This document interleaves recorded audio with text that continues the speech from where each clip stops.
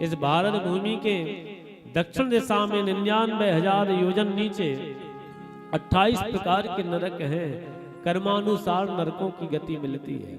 जो जैसा कर्म करता है उसको नरकों की यातना भोगनी पड़ती है।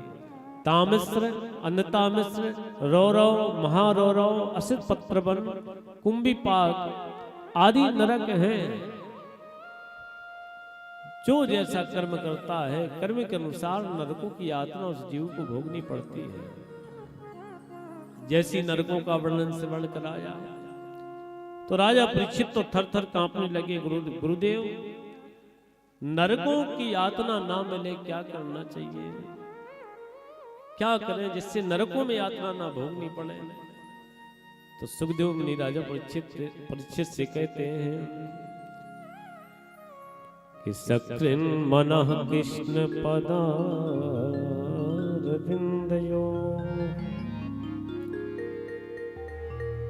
सकृन मनः कृष्ण पदारविंदयो, निवेदितं तद गुणरागियैर् नते यमं पास्य भितस्य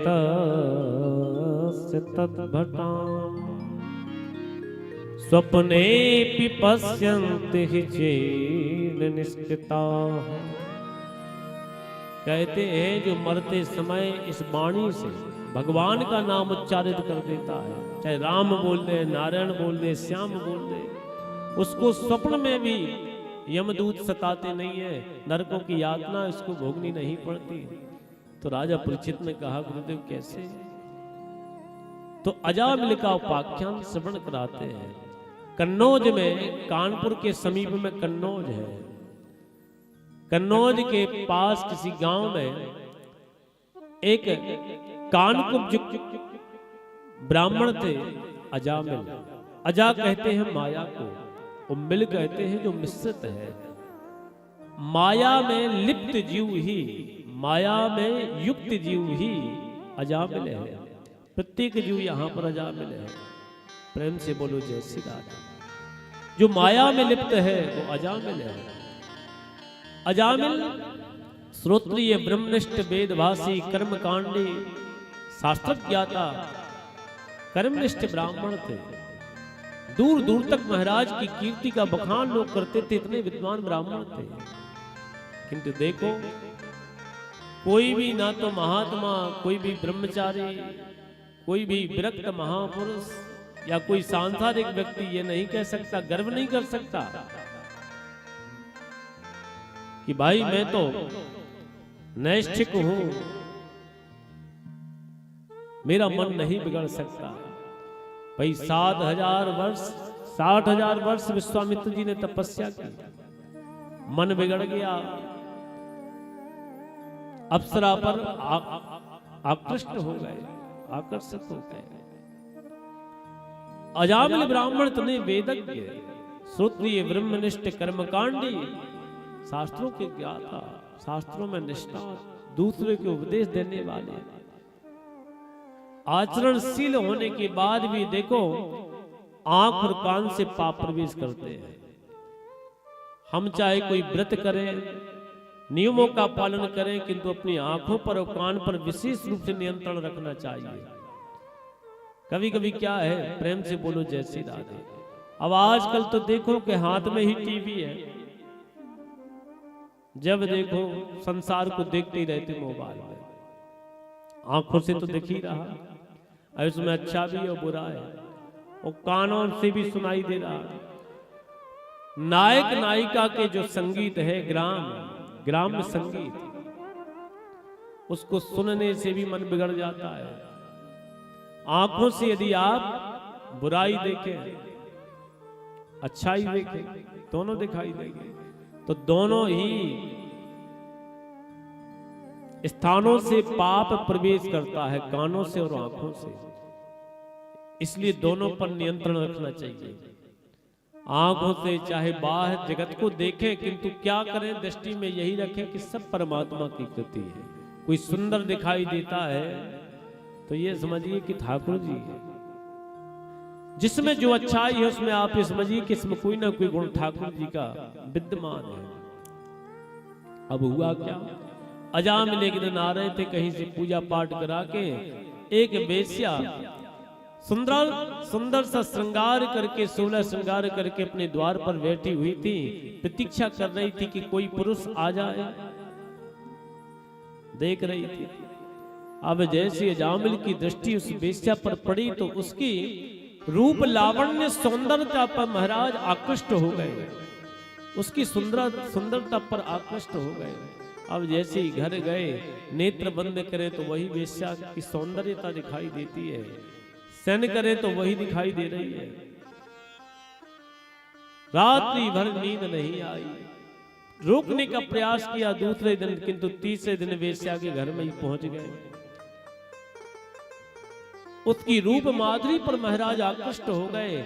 अब तो उसी के घर में रहने लगे, वेश्या के साथ में, वेश्या को साथ में रखा, साथ में रहने लगे, यहां तक कि उस वेश्या को घर में लेकर के आ गए। वेश्या ने कहा ये कौन है महाराज, अपनी धर्म पत्नी को कहा मेरी धर्म पत्नी। बोले महाराज ये रहेंगी तो हम भी रहेंगे, पहले तो उनको निकाल बाहर करिए। अपनी धर्म पत्नी को ही वेश्या के कहने पर निकाल दिया। प्रेम से बोलो जय श्री राधे। अब वेश्या की सुंदरता पर तो आकृष्ट हो गए महाराज। सुबह उठे, संध्या वंदन करते हैं तो पत्नी कहती है क्या कर रहे हो? बोले देवी मैं पूजा कर रहा हूँ, संध्या वंदन। बोले सब बंद करो, पैसे कमा के लाओ पैसे। अब पूजा पाठ कराने जावे, कर्मकांड कहीं पर कर्मकांड के माध्यम से, पूजा पाठ के माध्यम से अपेक्षित धन की प्राप्ति नहीं होती है। तो पत्नी कहती और धन लेकर आओ, और धन लेकर आओ। पत्नी पुत्र ही पाप के दलदल में पुरुष को डालते हैं। प्रेम से बोलो जैसे। यदि पति संतुष्ट है तो पत्नी चैन नहीं लेने देती, अरे इतने में क्या होगा, और पैसे कमाइए, और होना चाहिए, ये होना चाहिए। फिर बच्चा बड़ा हो जाता है तो बड़े बच्चे की, फिर बच्चा जब बड़ा होता है तो उसकी अपनी डिमांड चलती है, पिताजी गाड़ी चाहिए। अब एक मोटरसाइकिल है तो पता चला कि नहीं बुलेट चाहिए, मैं 3-4 लाख की वो। अब पाओ कहो पिताजी कर्जा करके बुलेट खरीद करके दे। प्रेम से बोलो जय श्री राधे। तो पत्नी ने कहा क्या कर रहे हो? बोले पैसे लेकर आओ। अब अपेक्षित धन पूजा पाठ से प्राप्त नहीं होता, यजमानी में प्राप्त नहीं होता है तो महाराज चोरी करने लगे। अब पहले तो छोटी मोटी चोरी करते थे, किंतु महाराज जैसी आवश्यकता बढ़ती गई और भी बड़े डाकू हो गए महाराज, बड़े बड़े डाके देने लगे। यहां तक कि जिस प्रकार अजामिल ब्राह्मण की कीर्ति पहले एक विद्वत्ता में थी, ज्ञान में थी, अब एक डाकू के रूप में सारे देश प्रदेश में प्रसिद्धि हो गई। अजामिल डाकू नाम प्रसिद्ध हो गया। बहुत डाकू, अजामिल डाकू के नाम से लोग डरते हैं, भयभीत होते हैं। प्रेम से बोलो जय श्री राधे। एक बार क्या हुआ कि अयोध्या से संतों की टोली जा रही थी, तो मार्ग में महाराज का गांव पड़ा तो एक सज्जन मिल गए महात्माओं को। अब अयोध्या से वृंदावन जा रहे थे तो एक सज्जन को मिले, बोले भैया सायंकालीन वेला हो गई है, कोई ऐसा धर्मात्मा है कि हम कम से कम 100 मूर्तियां हैं, इन मूर्तियों की सेवा। बोले क्या सेवा? बोले महाराज क्या है? संतों के लिए भोजन की व्यवस्था हो जाए, ठाकुर जी को भोग लगाएंगे, रात्रि विश्राम करेंगे, सुबह यात्रा पर। बोले महाराज एक बहुत बड़े विद्वान ब्राह्मण है, बड़े धर्मात्मा है, आप तो जाओगे, इतनी खातिरदारी होगी आपकी, इतना स्वागत होगा। बोले कौन? बोले महाराज हमारे यहाँ पर एक अजामिल पंडित जी हैं, बड़े धर्मात्मा हैं। और उसने व्यंग में कहा, महात्मा लोग पहुंच गए। अजामिल रात्रि के समय था नहीं, कहीं डांके डालने गया था, दरवाजा खटखटाया, पत्नी निकली। संतों ने कहा रे देवी ये अजामिल पंडित जी का घर है। बोले हाँ महाराज, बताइए क्या बात है? हम 100 मूर्ति हैं, आपके विषय में सुना कि पतिदेव बहुत धर्मात्मा है तो हम लोग आए हैं। बस हम लोगों को 100 मूर्तियां हैं, प्रसादी की व्यवस्था हो जाती तो अच्छा रहता, ठाकुर जी को भोग लगाएंगे, पाएंगे, विश्राम करेंगे, सुबह निकल जाएंगे। अजामिल की पत्नी बड़े चरित्र बिगड़ गया, आचरण बिगड़ गया, किंतु संस्कार तो नहीं बदले। माता पिता ने संस्कार दिए थे कि संतों से कभी झूठ मत बोलना। तुरंत हाथ जोड़ करके वो निवेदन करती है जामली की पत्नी, महाराज आपको किसी ने गलत जगह भेज दिया, ये किसी धर्मात्मा का घर नहीं है, ये अजामिल डाकू का घर है, आप गलत जगह आ गए। एक साधु बोला, अरे महाराज पता नहीं, चलिए यहाँ गलत गंदी जगह पर आ गए हैं, चलिए वापस चलते हैं। संतों के जो वरिष्ठ गुरुजी थे बोले, नहीं नहीं नहीं भैया, ये ठाकुर जी की प्रेरणा से आए हैं, प्रभु ने भेजा है। तो अजामिल की पत्नी कहती, महाराज हम तो इस लायक नहीं है कि अपने हाथ से भोजन तैयार करके आपको खिला दें, किंतु सूखी सामग्री हम आपको प्रदान कर सकते हैं। महात्मा जी ने कहा, ठीक है देवी आप प्रदान करिए। अब महात्मा ने सूखी सामग्री ली, टिक्कड़ बनाए, ठाकुर जी को बढ़िया भोग लगाया, संतों ने प्रसाद पाया। रात्रि के समय बैठे कीर्तन चल रहा है, इतने में अजामिल आ गया। अजामिल जैसे ही आया तो देख करके आग बबूला हो गया। कहां से आए, क्या कर रहे हैं? महात्मा बोले, साधु बोले, भैया जरा यहाँ ये हमारे गुरुजी बुला रहे हैं। अजामिल आया, वरिष्ठ गुरुजी बोले, बेटा तुम्हारा क्या नाम? बोले अजामिल। बोले बताइए क्या बात है? बोले बेटा हमने आपके यहाँ का अन्न ग्रहण किया है। बोले अच्छा। तो बोले बेटा ऐसा है ना, संतों को ब्राह्मणों को भूयसी दिए बगैर भोजन कराने का फल प्राप्त नहीं होता है, तो बेटा थोड़ी थोड़ी दक्षिणा। बोले ओ महात्मा, बोले भागो यहाँ से, नहीं तो ये तुम्हारा दंड कमंडल और छुड़ा लेंगे, दक्षिणा चाहिए, भागो यहाँ से। किसने तुम्हें ठहराया? इतने में पत्नी आ गई। क्या हुआ? पत्नी को डरता था, अंदर चला गया। क्यों बोल रहे हो? मैंने रुकवाया, बताइए क्या बात है? अजामिल अंदर प्रवेश करता है, थोड़ी देर के बाद आया। वरिष्ठ गुरुजी ने बोला, बेटा इधर आओ। अजामिल समीप में आया, बोले बेटा हमें दक्षिणा में आपसे धन नहीं चाहिए, केवल हमें बताओ आपके बच्चे कितने हैं? बोले महाराज हमारे 8 बच्चे हैं, 9वां गर्भ में। महात्मा जी ने कहा, बेटा यही दक्षिणा है कि जब आपका बालक छोटा बालक हो गए ना, जन्म ले गए, उसका नाम नारायण रख देना।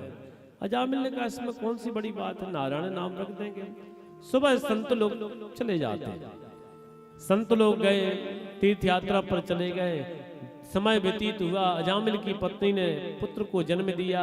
संतों के जो वचन प्रदान किया था उसके अनुसार नाम रख दिया नारायण। अब होता क्या है, कहीं छोटे बच्चे से माता पिता को बड़ा स्नेह होता है। अब कहीं से जा मिलाता है तो नारायण, जावे तो नारायण, सोवे तो नारायण, भोजन पावे तो नारायण, 8 याम नारायण नारायण ही बोलता रहता है, नारायण बोलता रहता है, नारायण नारायण नारायण नारायण। समय व्यतीत हुआ, वृद्धावस्था को प्राप्त हो गया। अजामिल बीमार पड़ जाता है, रुग्ण हो जाता है, खाट पर पड़ गया, मरणासन स्थिति हो गई। प्रेम से बोलो जय श्री राधे। कभी कभी हमारे आपके जीवन में भी ऐसी स्थितियां आती हैं कि पता नहीं, कहो ठीक ठाक है, कहो एकदम ऐसी स्थिति आ जाए कि मरणासन स्थिति को प्राप्त हो जाए। अब हुआ क्या, यमदूत ने कहा, यमराज ने कहा यमदूतों से, भाई सुनो। बोले बस वो मरने वाला है। कौन? बोले बहुत बड़ा पापी है जामिल, उसको लेकर के आओ। यम के दूत आए। अब जैसे यम के दूत अजामिल को लेने के लिए आए तो अजामिल ने अपने पुत्र को देखा खेलते हुए कि दूरे क्रीडन का सक्तम पुत्रम नारायणाभयम् विलावितेन स्वर्णोच्चै आजुहावा कुलेन्द्रिया। जैसी पुत्र को खेलते हुए देखा, नारायण नारायण पुकारने लगा। यमदूतों से डर करके इतने में भगवान के पार्षद वहां पर उपस्थित हो गए कि मरते समय इसने हमारे प्रभु का नाम लिया है तो ये प्रभु के धाम को जाएगा। यमदूत बोले आपका परिचय? भगवान के पार्षद बोले पहले अपना परिचय दो, कौन हो तुम? बोले महाराज हम यमराज के दूत हैं। यहाँ कैसे? बोले पापी को लेने आए हैं। फिर यमदूत पूछते महाराज आपका परिचय? बोले हम भगवान के पार्षद। बोले कैसे आए हम? बोले इस महापुरुष को हमारे प्रभु ने लेने के लिए भेजा है। बोले महाराज महापुरुष? अरे महाराज ये भक्त नहीं, महापुरुष नहीं, ये तो बहुत बड़ा पापी है, इसको कैसे लेने आए? आप इसको नहीं ले जा सकते। यमदूत बोले, पार्षद बोले क्यों? बोले महाराज ये बहुत बड़ा पापी है, ये हम इसको नरकों की यातनाएं भोगनी पड़ेगी, हमारे स्वामी ने इसको लेने के लिए भेजा है। पार्षद कहते इसको आप लेकर नहीं जा सकते। यमदूत बोले क्यों? बोले आपने श्रवण नहीं किया कि जिस जीव की वाणी से अंतिम क्षणों में भगवान का नाम निकल जाता है, वो कितना भी बड़ा पापी हो, वो प्रभु के धाम को जाएगा। यमदूत ने कहा कैसे हो सकता है ये? तो भगवान के पार्षद कहते हैं कि वेद प्रणहितो धर्मस् यधर्मस्त विपर्यया